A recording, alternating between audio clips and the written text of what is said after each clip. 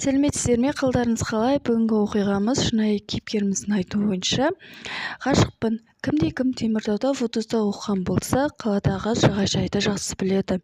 Жағажай жатақханаға жақын орналасқан. Бұл су қоймасы, былайша айтқанда жасанды көл. Мен Алматы қаласынан Теміртауға келген студентпін. Грантқа осы жаққа түстім. Есімім Жанар. Әжептәуір отбасыда дүниеге келдім. Анам аспаз, әкем таксист. Өзімнен кейін 2 інім бар.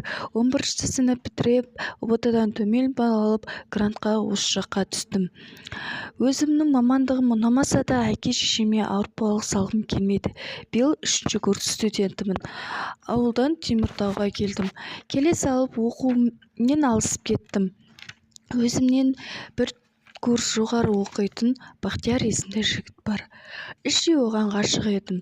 Былай қарасаң түрі де бар, оқыға да, ақылы да бар жігіт еді. Бірақ мені қайтсын, ауылдың қызы ғой деп менсінбейтін шығар. Бірде сабаққа келе жатып, жол жөнекей екеуміз кездесіп қалдық.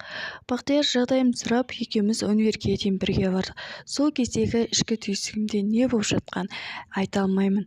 Сөйтіп, көп ұзамай оқу жылы аяқталды. Экзамен бәрін жауап болып, ауылға қарай жол тарттым. Жол бойы Бақтиярды ойлаумен болдым. Әлі күнге дейін сол жанға ғашықпын.